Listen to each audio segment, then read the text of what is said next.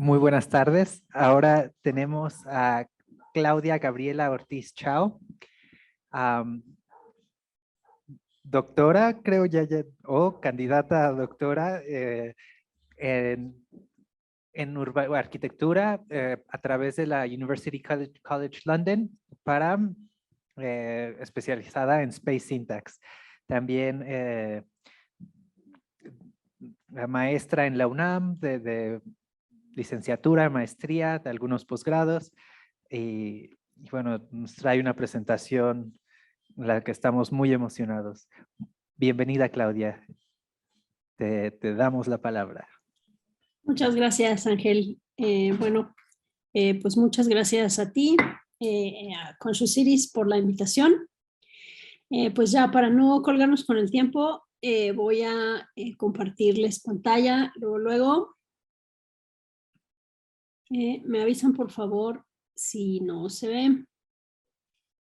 Creo que se ve, ¿no? Sí, sí se ve. Bueno, pues esta vez les vengo a platicar un poco de un proyecto que tenemos con algunos colegas de la UNAM, que se llama Espacios de Confianza en Ciudad Universitaria. Como bien ya les dijo Ángel, yo trabajo ahí en la Ciudad Universitaria de la UNAM y pues bueno, les venimos a platicar un poco de esto. Entonces, bueno, nada más para dar un poquitín de contexto, este proyecto se enmarca en un seminario que tiene la universidad que se llama Seminario Universitario Interdisciplinario de Seguridad Ciudadana, el SUISC, que se hizo en 2018, lo hizo el rector Enrique Graue, y la idea es promover tanto investigaciones, proyectos, cursos, todo tipo de actividades que tengan que ver con la cultura de la seguridad en México, y en particular, como su nombre lo indica, tiene una naturaleza interdisciplinaria, es decir, en ese seminario estamos académicos de con muchas diferentes formaciones y que estamos adscritos a las diferentes facultades e institutos de la Universidad Nacional Autónoma de México, que pues algunos sabrán y quizá otros que miran desde otros contextos no, pero es una universidad grandísima y muy diversa. Entonces, este seminario tiene esa idea. Y dentro de ese seminario, pues que es muy grande, conformamos un pequeño equipo donde no quiero dejar de hacer mucho énfasis en esta diapositiva porque lo que les presento pues es un trabajo de un colectivo y no es un trabajo mío. Dentro de este gran seminario pues identificamos algunas afinidades, algunos perfiles de personas que trabajamos con la cuestión del espacio, ¿no? Porque por supuesto hay juristas, hay matemáticos, hay todo tipo de perfiles, pero identificamos este grupo que trabajamos más con la cuestión espacial, con la cuestión del espacio público, el espacio urbano, y entonces conformamos este grupo para hacer este proyecto.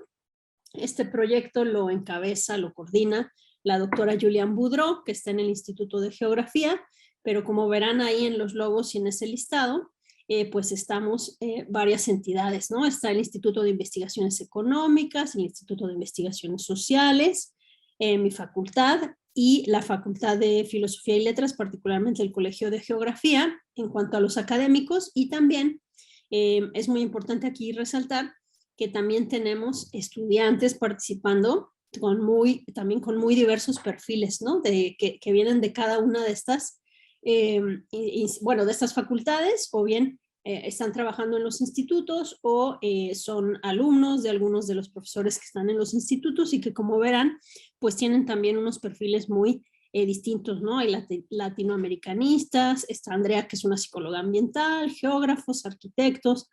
Entonces, un poco la idea era incorporar esa visión transdisciplinaria y poder plasmarla en este proyecto. Y en ese sentido, pues hacemos este proyecto en la Ciudad Universitaria de la UNAM. Bueno, en primer lugar, por supuesto, porque ahí nos encontramos, ¿no? Ahí vivimos en ese campus y entonces es algo que por una parte lo tenemos muy cerca y nos es muy familiar, pero también porque la ciudad universitaria tiene características muy particulares que la distinguen quizá de otras áreas de la ciudad o de lo que podría ser un barrio, una colonia.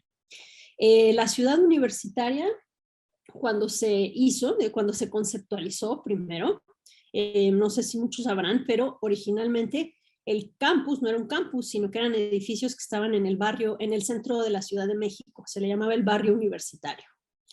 Y bueno, por diversas cuestiones, ¿no? Ya de crecimiento, pero también muchos autores hablan que de las problemáticas que se generaban teniendo a los estudiantes ahí en el centro de la ciudad, ¿no? Y que si había cualquier riña o cualquier problema, pues colapsaba en el centro de la ciudad. Se pensó en hacer un campus exprofeso para la UNAM. Bueno, se empezó a gestar en los 40s y se hizo en los 50s.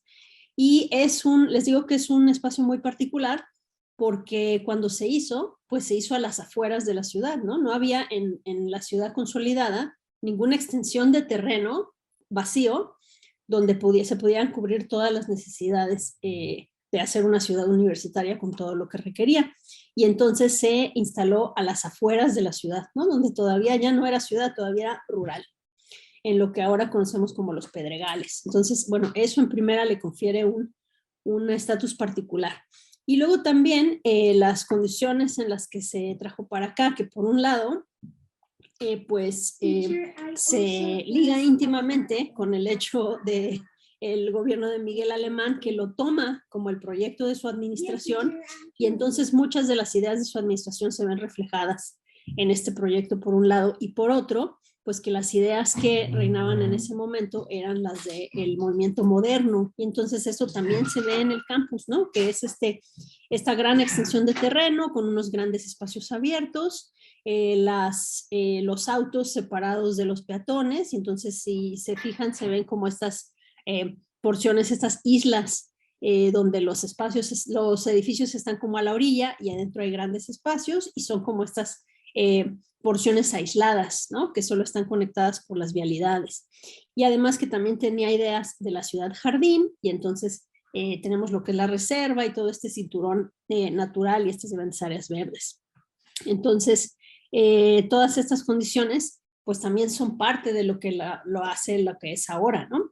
La ciudad universitaria, por ejemplo, eso que decían que es un mapa de Space Syntax, aunque hoy no voy a hablar de Space Syntax, otras veces ya hemos platicado y le hemos dedicado todo el tiempo al Space Syntax, pero lo que quiero destacar ahí es cómo la ciudad universitaria entonces es una isla, o sea, físicamente es una isla, porque tiene esta morfología que es completamente distinta a todo lo que está alrededor, y también, bueno, como saben, tiene autonomía, ¿no? Entonces, en su funcionamiento, en su administración, es también una especie de isla.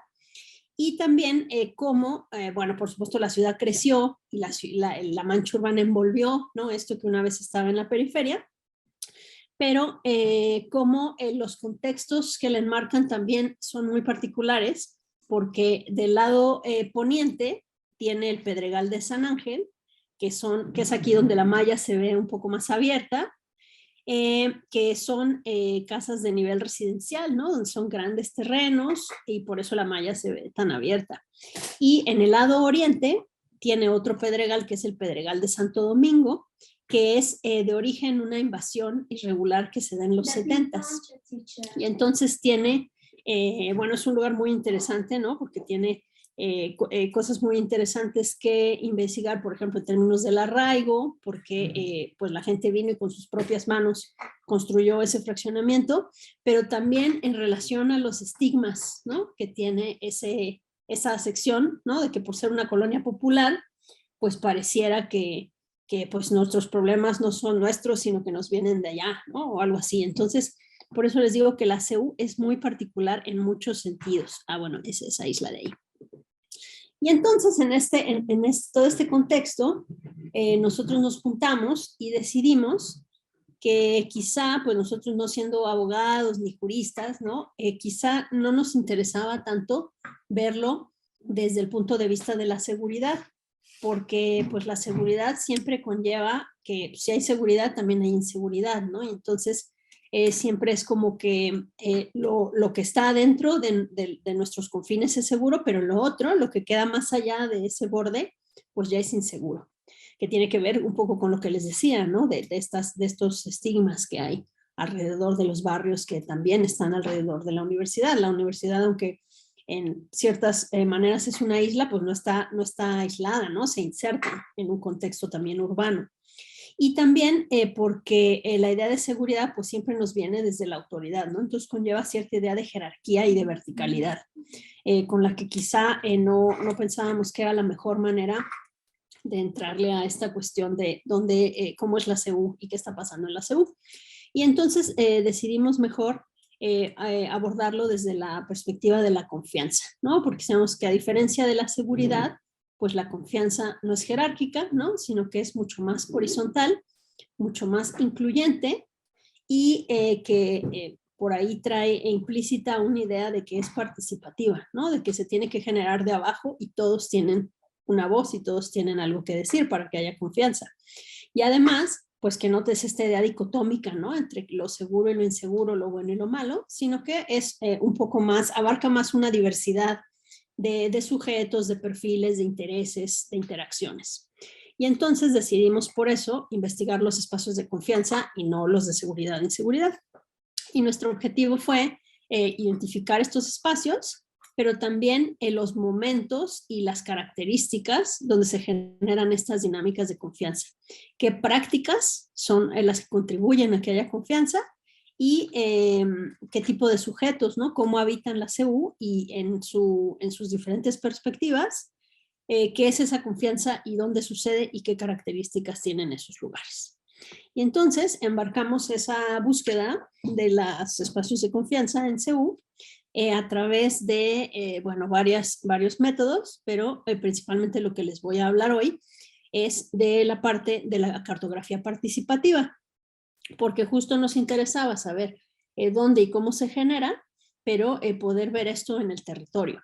Y entonces hicimos estos 9 talleres, 7, bueno, en diferentes zonas. Inicialmente, antes de la pandemia, eran presenciales y lo que se trataba era de hacerlos en diferentes zonas de la ciudad universitaria para que todos pudieran tener cabida.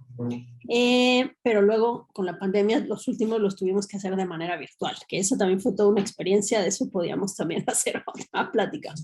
7 entonces fueron con diferentes tipos de habitantes de la universidad, 2 fueron solo para mujeres, en total hubo 122 participantes y tenemos 27 horas de material que procesar, bueno, ya procesado, pero bueno, todavía hay muchísima información ahí que sacar. Y bueno, yo les voy a hablar de la cartografía participativa, pero hicimos también otras metodologías, porque les digo, en el equipo hay geógrafos, hay sociólogos, hay un historiador, y entonces también hay un análisis hemerográfico para ver cómo están los discursos que hay, por ejemplo, en la prensa, cuál ha sido la respuesta de la institución a bueno, al aumento de los incidentes delictivos y de la violencia, y también analizamos un poco las bases de datos de delitos que tiene la antes PGJ. Empezamos por caracterizar pues un poco cómo era la actividad, cómo es la actividad en la CU. Y entonces les pedimos a los participantes en un mapa individual que nos dijeran cómo llegaban y cómo se van de la CU, por qué ruta, y que la marcaran en un mapa y que nos dijeran más información, ¿no? Cuándo lo hacían, si en el día, tarde, noche, en qué modo o modos, y también que nos dijeran si ahí encontraban lugares que eran de confianza o que eran inseguros. Y entonces eso nos empezó a dar luz de qué es lo que pasa en la CU, ¿no? Porque, por ejemplo, vimos que la CU, aún siendo esta especie de isla, ¿no? Dicen, tenemos un politólogo en el equipo, dice que se concibió como este espacio absoluto, pero no lo es. Bueno, a pesar de ser esta especie de isla, pues al interior tampoco es homogénea. Y entonces tiene diferentes zonas. Por ejemplo, la zona que ustedes ven con el color amarillo es el campus central. Y en el campus central, pues es donde se da la mayor parte de actividad porque están casi todas las facultades. Bueno, originalmente estaban todas ahí, ¿no? Ahora con el crecimiento, pues algunas ya se han ido más hacia afuera. Y entonces ahí, pues hay muchísima actividad a lo largo de todo el día, incluso en la noche, cosa que no pasa igual en las otras zonas. Por ejemplo, en las zonas de campos deportivos y los estadios, pues son zonas que quizá están más solas, ¿no? Y hacia el lado oriente, ¿no? Que es donde está la parte de los institutos, la parte donde se hace la investigación, pues hay mucho menos movimiento porque hay menos estudiantes, son casi más los investigadores y los trabajadores que van y tienen un horario y se quedan ahí todo el día y cuando termina el horario se van. ¿no? Y entonces ahí hay mucho menos movimiento. Aunque también otra cosa que ya vemos es que ya hay mucho más intercambio, ¿no? Entre las zonas de la ciudad. Se pensó como muy zonificado, digo, las zonas de la ciudad universitaria. Y ahora pues ya con la interdisciplina y con el crecimiento, pues hay mucho más intercambio de movimiento. Pero por ejemplo empezamos a notar esas diferencias, que no, el movimiento no es igual en todas las partes de la CU. Y hacia el sur, ¿no? Que está el posgrado y la zona cultural, pues mucho menos, ¿no? Entre semana pues está casi muerto y los fines de semana es cuando hay mucha actividad porque hay teatro, cines, salas de danza. Y luego también, por ejemplo, eso evidenció que va mucha menos gente en el día, en la noche, perdón, que en el día. Y entonces algunos lugares pues tienden a estar solos y obviamente eso pues da una percepción de que no estoy seguro, ¿no? Porque no hay nadie.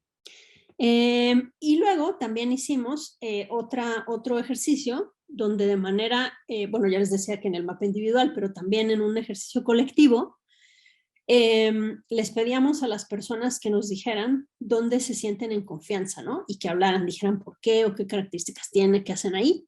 Y lo mismo con las cuestiones de malestar, si sabían de eventos o algo que haya pasado, que le haya pasado a alguien o que hayan escuchado, que hace que esos espacios no generen confianza, sino al contrario, que generen malestar. Y entonces procesamos toda esa información de los 9 talleres y esto es el resultado final de toda esa información. Que la primera cosa que saltó es ver que, en contrario a lo que nosotros pensábamos, los espacios de confianza también son los de malestar, ¿no? O sea que muchos espacios pueden ser de confianza y pueden ser de malestar al mismo tiempo. Depende, por ejemplo, a lo mejor en qué horario del día. A lo mejor un espacio en el día, cuando está lleno de gente, pues yo me siento en confianza, y en la noche que ya está vacío, pues no tanto. O lo que hablábamos del centro cultural, ¿no? Entre semana y en fin de semana es como si fueran 2 espacios distintos. Y tiene también que ver, por ejemplo, con quién lo diga, ¿no? No es lo mismo, todos los usuarios no ocupamos el espacio de las mismas maneras. Entonces, en este caso, categorizamos a 4 tipos de habitantes, digamos, que son los estudiantes, los académicos, los administrativos, el personal de confianza, ¿no? Que es el personal sindicalizado, que es el personal de base, y bueno, por ahí tuvimos uno que otro vendedor ambulante en la facultad. Y entonces, pues depende quién lo diga. Un espacio que quizá es seguro para un trabajador, pues un alumno puede no sentirse tan seguro y viceversa. Entonces, eso fue lo primero que nos saltó. Y esto está muy claro aquí, por ejemplo, en esta gráfica. Bueno, aunque se ve muy pequeñita, en ese cuadro que hice un poco más grande, podemos ver que, por ejemplo, de esos espacios hay un 50% de coincidencia en espacios que son de confianza y también son de malestar, ¿no? Entonces no es una cosa así como que nada más era nuestra impresión, sino que verdaderamente depende, ¿no? Y, por ejemplo, aquí traje un par de láminas de lo que dijo la gente, que ahí también había muchísimo que sacar. Por ejemplo, este es el ejemplo de las islas, que es ese gran espacio abierto que está en el campus central, es el corazón de la ciudad universitaria donde pasa todo. Y, por ejemplo, alguien nos dijo, parte de las islas que das ingeniería y arquitectura es más insegura que la parte de derecho y filosofía y letras, porque las actividades están enfocadas en este último sector.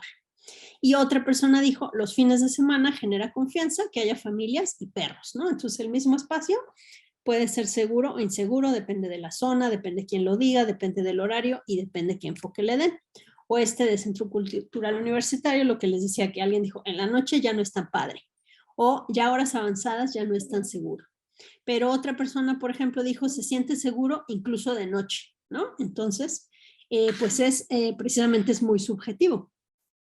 Y luego nos metimos a ver un poquito más de por qué esos espacios las personas consideraban, o sea, cuando dijeron que les parecía seguro o les parecía en confianza o les parecía de malestar, a qué se refirieron, ¿no? Porque aquí ponían una serie de iconos o también podían poner como notas o poner post-its, y entonces nos pusimos a procesar toda esa información y qué decía. Bueno, los espacios de malestar siempre estaban asociados con cosas que les habían pasado o que sabían que habían pasado a alguien, ¿no? Ya fuera de boca en boca por las noticias o porque le pasaron a alguien cercano a mí.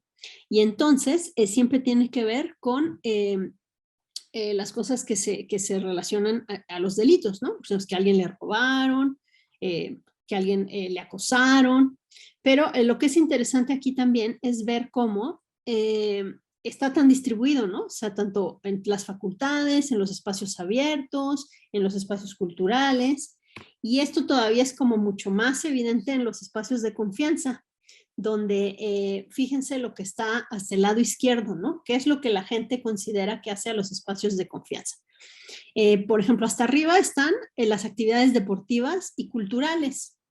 O sea, no tiene que ver en sí quizá con la forma física del espacio, pero luego hay otras cosas que son como mucho más subjetivas, ¿no? Que sea un lugar de encuentro, lugar apacible. Fíjense que te permita la protesta, ¿no? Es un lugar donde yo me puedo expresar, entonces es un lugar que me genera confianza.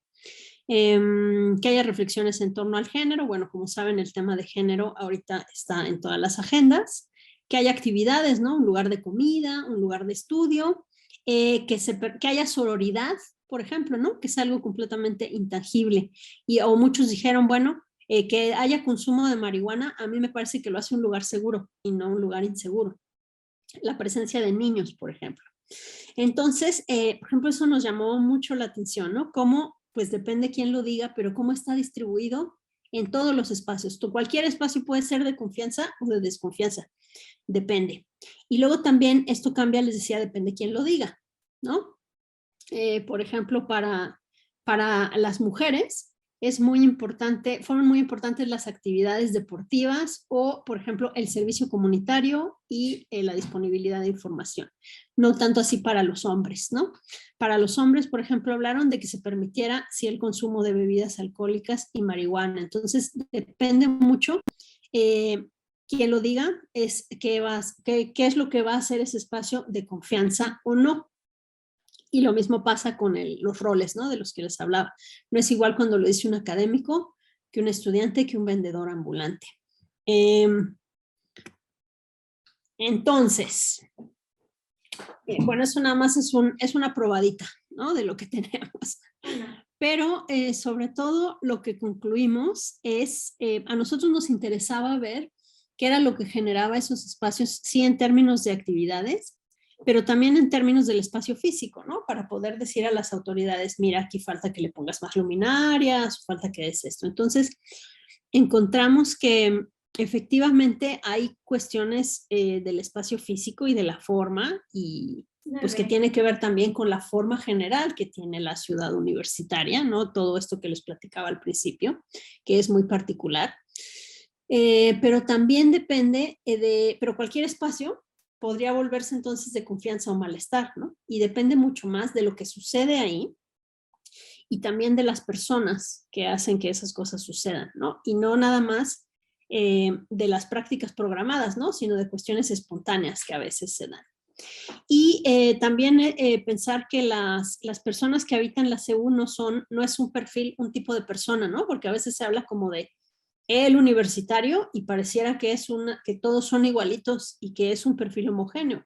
Y nos dimos cuenta muy claramente que esto no es así, ¿no? Que en la CU, como cual si fuera una ciudad en chiquito, habita una gran diversidad de sujetos. Por ejemplo, no esperábamos que nadie dijera, pues es que no hay lugares para que estén los niños, ¿no? Porque pensamos, bueno, pues es una universidad. Pero pues sí, ¿no? También la habitan los niños. Incluso los fines de semana, pues no la habitan la comunidad, los estudiantes, sino que la habitan los vecinos y gente que viene de los alrededores, pues a pasar el día, a pasear a sus perros, a andar en bicicleta. Entonces es habitada por una gran diversidad de sujetos que son completamente heterogéneos.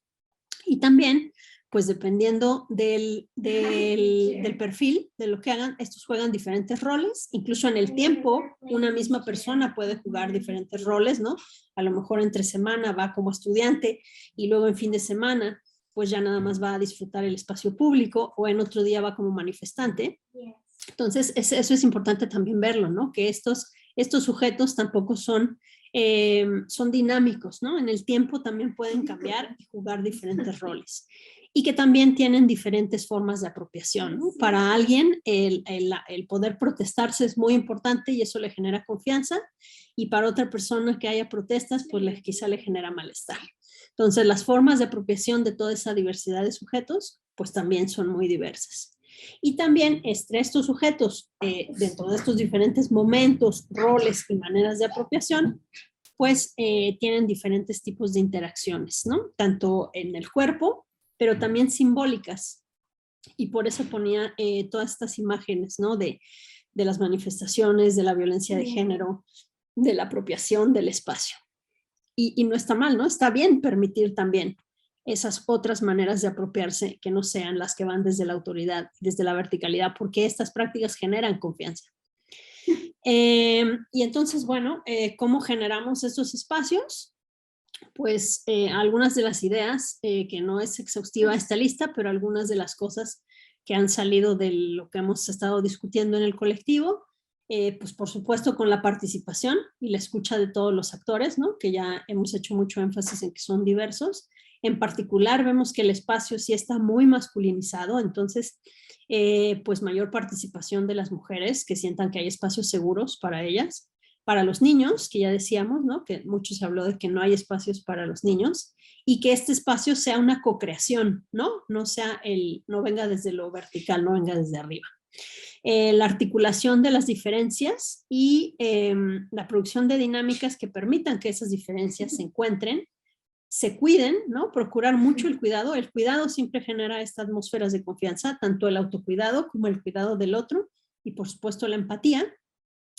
Que los espacios tengan programa, ¿no? O sea, que tengan actividades, eso fue como top de la lista, de todo el mundo coincidió, que los lugares que permiten diversidad de actividades culturales, recreativas, deportivas, o a veces nada más estar ahí, esos espacios son espacios de confianza. Y tanto actividades programadas que existen, como actividades espontáneas, ¿no? También como generar espacios que permitan que la gente, ¿no? Se le ocurra una diversidad de actividades y las pueda realizar y el espacio lo permita.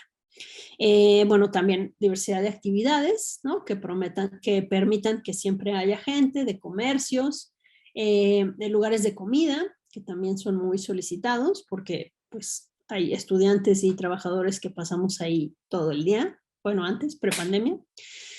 Condiciones de confort y de habitabilidad, ¿no? Pues que haya lugares de sombra, lugares donde me pueda sentar yo solo, donde nos podamos sentar varios a discutir algo, que haya plantas, que los espacios estén bien iluminados y sobre todo el reconocimiento de las iniciativas horizontales y transversales, que sí que las hay y que salieron un montón, pero sobre todo que se reconozcan, que se difundan, que se promuevan y que se pongan por encima de estas iniciativas verticales, ¿no? Que vienen desde la autoridad.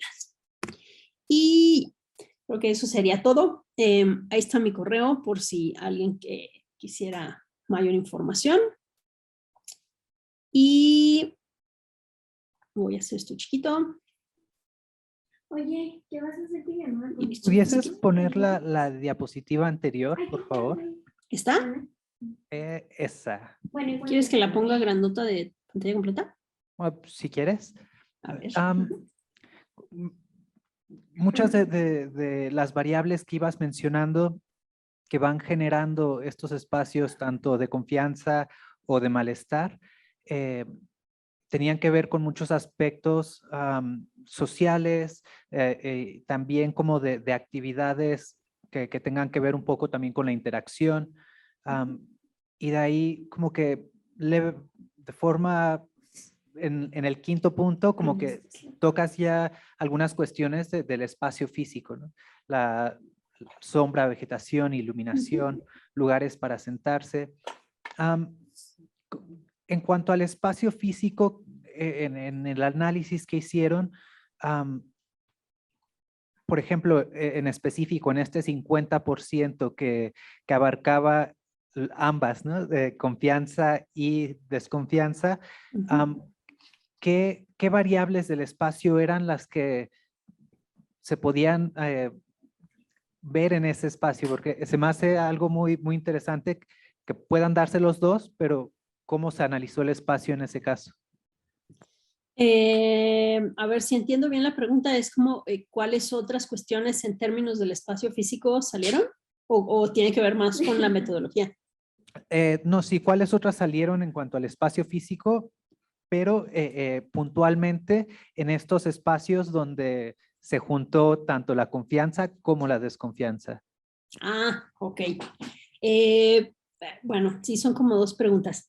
La parte de la confianza como la desconfianza, como que eso tiene más que ver con la parte más social, ¿no? Como un poco con la cosa de qué sucede en esos espacios y también con la cuestión del tiempo, ¿no? Que veíamos también que quizá un espacio en el día puede ser de confianza, pero en la noche ya no tanto, o un espacio que, por ejemplo, para los hombres puede ser de confianza, pero para las mujeres no tanto. Entonces es más esta cuestión de como esto moverse en la cuestión más intangible.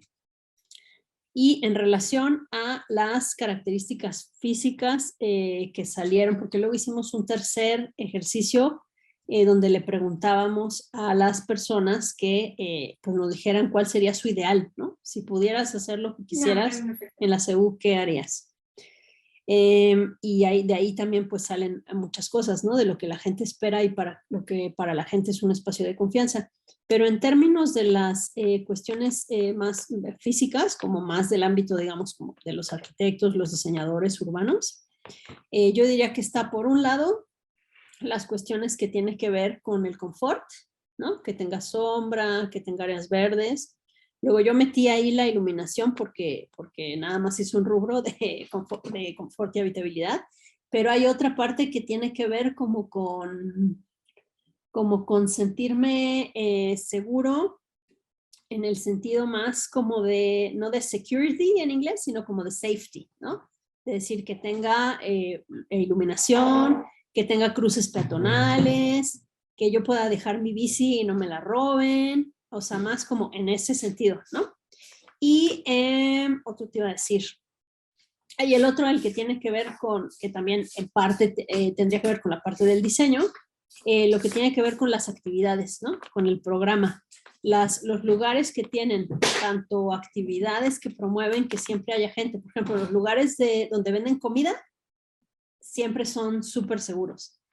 Y no solo en la cuestión de la percepción, que es lo que vimos aquí, pero les decía que en otra parte también vimos las denuncias, ¿no? En sí, dónde se ubican las denuncias. Entonces, los lugares donde hay ese tipo de actividad, por ejemplo, donde venden comida, siempre son mucho más seguros. Los lugares que en ciertas horas o en ciertas condiciones tienden a estar solos, que no hay personas y no hay actividad y no hay condiciones físicas, ¿no? Pues, mobiliario, sombra, que también promuevan que la gente se quede ahí, son lugares como que se perciben en algunas circunstancias, ¿no? Quizá en ciertos horarios o para ciertas personas en ciertas condiciones, como espacios que no son tan seguros.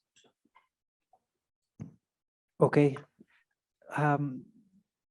Pues, como que tiene mucho sentido, ¿no? Pero cuando se escucha dices, oh, sí, tienes razón, como que pensaríamos que es una cuestión como debería ser intuitiva, pero nos damos cuenta que a veces no es así en el diseño de estos espacios. Pero, por ejemplo, desde mi perspectiva o mi trinchera de las neurociencias en la arquitectura, como rápidamente los análisis de estas variables del espacio físico, también, por ejemplo, la vegetación entra a cuestiones de, por ejemplo, biofilia, cuestiones de restauración, que promuevan bienestar, de salud, tanto física como psicológica. La iluminación también puede promover cuestiones de colaboración, de identificar a lo que hay alrededor, lo que genera una reducción de estrés y ayuda a promover estos espacios de confianza. Y sí, muchas gracias por este análisis y